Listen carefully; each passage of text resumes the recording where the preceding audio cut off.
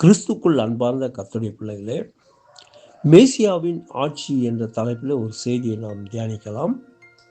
எரேமியா 31 1 14 வசனத்தில், இப்பூமியில் மேசியா 1000 ஆண்டுகள் ஆட்சி நடத்துவார் என்பது ஆன்மீக அர்த்தமுடைய கூற்று அல்ல, உலக நிலையில் இப்பூமியில் நடைபெறப் போகும் நிகழ்ச்சியும் ஆகும்.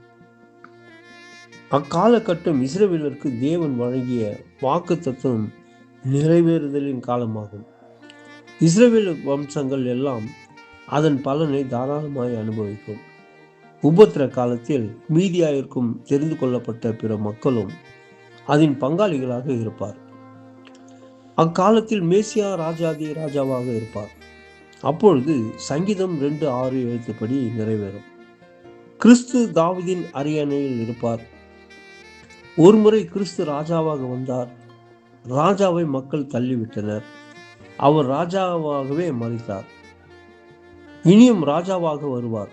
அவரது ஆட்சியில் மக்கள் திருப்தியாக இருப்பர். எரேமியா 31:14 வசனம்.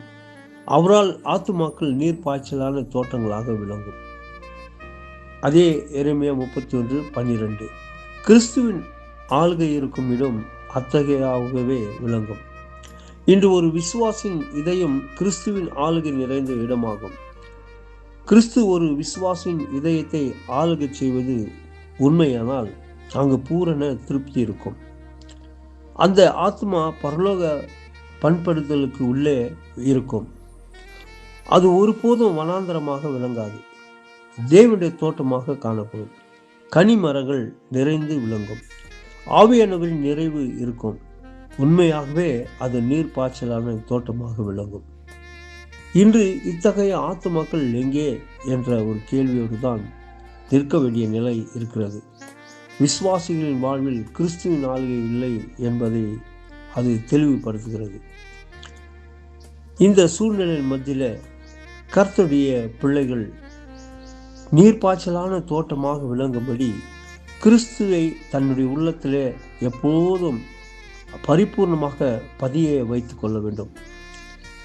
கிறிஸ்துவனுடைய உள்ளத்திலே நாம் அவருக்கு மகிழ்ச்சியும் அவருக்கு புகழ்ச்சியும் அவருக்கு மகிமை கொண்டு வரும்படியாய் அவருடைய நினைவில் நாம் கலந்திருக்கும்படி எப்பொழுதும் அவரை நம்பி இருதயத்தில் வைத்து அவரை சார்ந்த ஒரு ஜீவனத்தை செய்வதுதான் நீர்ப்பாய்ச்சலான தோட்டத்துக்கு அடையாளமாகும். ஆக அவருடைய இருதயத்தில் நம்முடைய நினைவு அவருக்கு ஆழமாக இருக்கத்தக்கதாக நாம் அவரை ஒவ்வொரு நாளும் நம்முடைய வாழ்வில் சொந்தமாக்கிக் கொள்வோம். அவர் நம்மை ஆட்சி நடத்துகிற ராஜாதி ராஜாவாக அவர் வரப்போகிறார். மேசியாவின் ஆட்சியில் அவரால் தெரிந்து கொள்ளப்பட்ட பாத்திரங்களாகிய கர்த்தருடைய பிள்ளைகள் அனைவரும் அங்கு காணப்பட்டு அவருடைய ஆளுகையின் கீழே உண்மையுள்ள அந்த அவருடைய நடத்துதலில் நாம் மகிழ்ச்சியும் சந்தோஷம் கொண்டு அந்த உல்லாசத்திலே நாம் ஜீவனம் செய்வோம். அது ஆவிக்குரிய ஆசீர்வாதமும் ஆவிக்குரிய மன திருப்தியும் ஆவிக்குரிய சகல விதமான நன்மைக்குரிய விஷயங்களாக இருக்கும்.